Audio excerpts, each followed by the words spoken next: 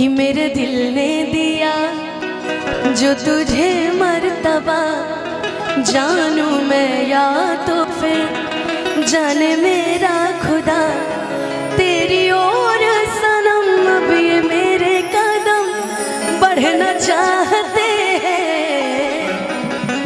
चलते रहे इश्क में पड़ जाते हैं, कि चलते रहे इश्क में पड़ जाते हैं, कि फिर से एक बार बिखर जाते हैं, कि फिर से एक बार बिखर जाते हैं, कि चलते रहे इश्क में पड़ जाते हैं, कि चलते रहे इश्क में पड़ जाते हैं। तो आज हम रूपा दीदी के प्यार में ज्यादा पढ़ेंगे और उसके बाद शिवानी के प्यार में पढ़ेंगे। जब से मोबाइल आ गया बना सब जिंदगी नाश कर दिल भी हो कादे हनी जादू ऐसन हरी रउआ सजन जी, कि प्रीतिया के रंग में रंगा गिल बाटमान जी, कि प्रीतिया के रंग में रंगा गिल बाटमान, कि बानी अनमोल ए सजन जी श्रृंगार बन के आ गए, जैसन चल रहे हम वैसन सखी रे बरपा गई। सावली सुरतिया मोहनी मुरतिया बड़ा निक लगे उनकर मीठी मीठी बतिया, मुस्की पे राजा के लोभा गई, मुस्की पे राजा के लोभा गई। कहते हैं ना कि अगर इश्क करना हो तो सांवले रंग से करना, क्योंकि कहा गया है गुड़िया चांद के अजोरिया नियन गोर बाड़ू हो, तहर जोड़ कोनो नहीं के तू बेजोड़ बाड़ू हो। और जबन बात बा समरको में वो गोर का करी, आ जबन कदी है अनहार वो जोर का करी। वो सही बात कि सांवली सूरतिया मोहनी मूरतिया, प्यार इश्क करना हो तो सांवले रंग से करो, क्योंकि गोरे आजादी से पहले भी बेवफा थे, आजादी के बाद भी बेवफा। सही बात है ना जी, है कि सांवली सूरतिया मोहनी मूरतिया बड़ा निक लगे मीठी मीठी बतिया, मुस्की पे राजा के लोभा गईली, मुस्की पे राजा के लोभा गईली, जैसन चल रही हम वैसन सखी रे बरपा गईली, जैसन चल रही हम वैसन सखी रे बरपा गईली।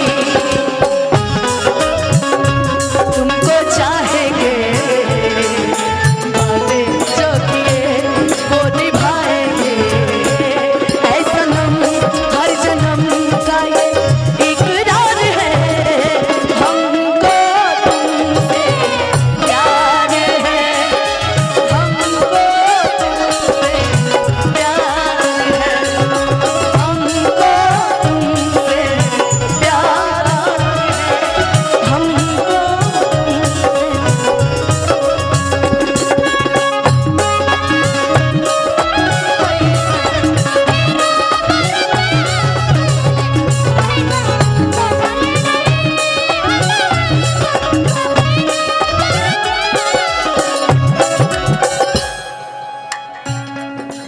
राकेश जी, अच्छा सब पैक्स अध्यक्ष लोग बैठा है ना जी, ठीक, सब अध्यक्ष लोग एक साथ। अच्छा फूफा जी बैठे, सब बैठे हुए क्या होगा अगल बगल है। आज सुबह तक कार्यक्रम मत कराइएगा, बड़ी बवाल हो गया था उस कार्यक्रम में, वही हमको यादें आ रहा है आज, है जी। राकेश भैया की तरफ से बहुत बहुत आशीर्वाद पुरस्कार। आइए हो कादे हनी जादू मैसन रउआ सजन जी, प्रीतिया के रंग में रंगा गिल बाटमान जी, हो कादे हनी जादू मैसन रउआ सजन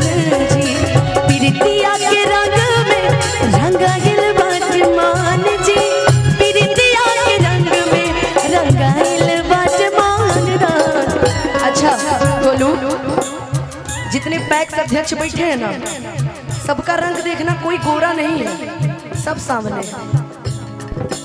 कहते हैं ना गोरे पहले बेवफा थे, अभी भी सांवलों को देखो, पैसा भी कमा रहे हैं, प्यार मोहब्बत भी कर रहे हैं और अपनी जिंदगी में खुश भी हैं। क्या सही है ना? ये जितने सांवले रंग वाले हैं, अरे गर्व होना चाहिए यार, हम सांवले हैं, हैं?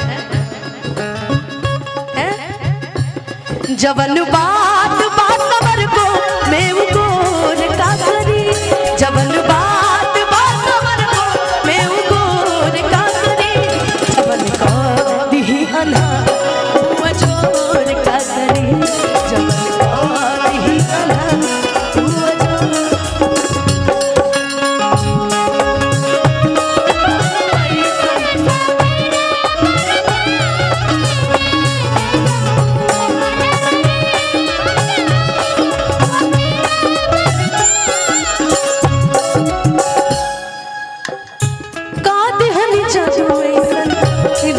सजन जी प्रीतिया के रंग में रंगाइल बाट मान जी, प्रीतिया के रंग में रंगाइल बाट मान दा,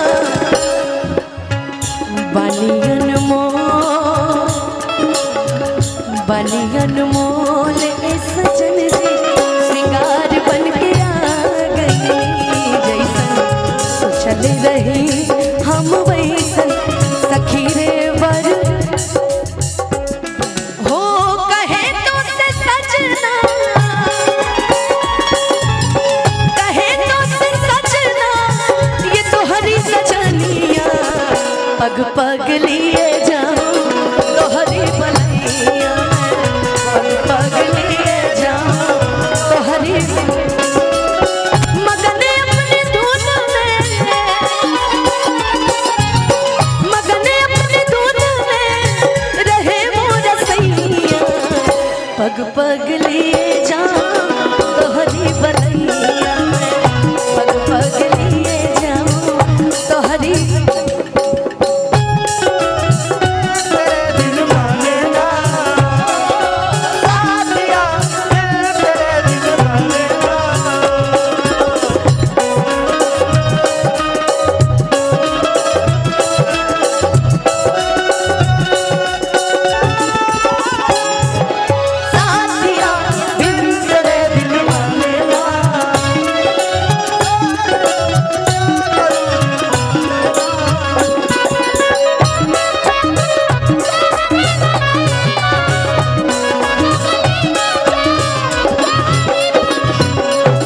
अच्छा, जब किसी को दूल्हा सुंदर मिल जाता है, कभी कभी बहुत सुंदर लड़की को बहुत ठीक ठाक मिलता है, लेकिन कभी कभी अच्छा एक मिनट रुको, इन्हीं से पूछते हैं, शादी हुआ है आपका?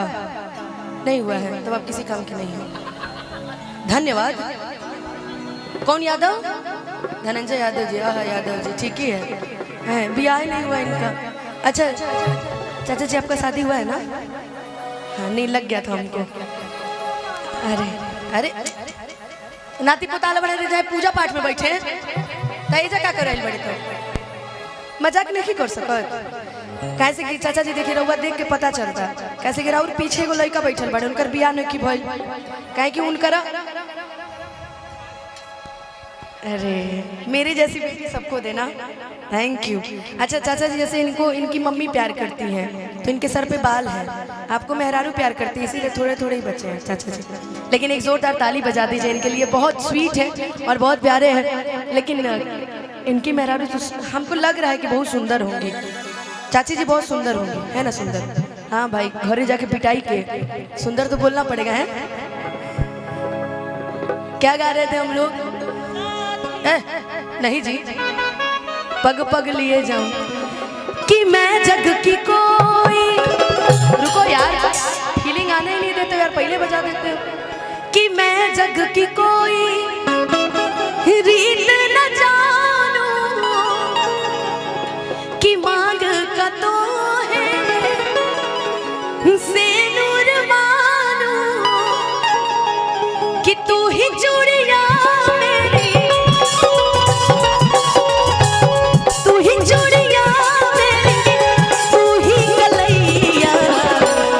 पगलिए जाऊं तोहरी बलैया में, पग पगलिए जाऊं तोहरी बलैया। बड़ी नसीबों से चुराया है मैंने किस्मत की लकीरों, मिले हो तुम हमको बड़े नसीबों।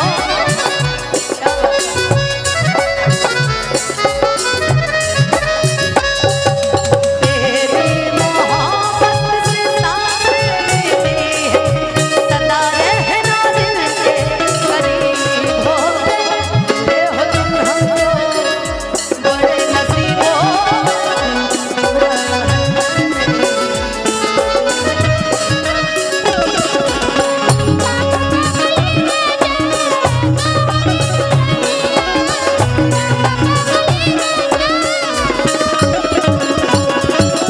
अच्छा शिवानी, तू जौन हमरा के कहलू ह काने में, पहले हमनियों के बड़ी गावत रही ना, बदरिया सी बरस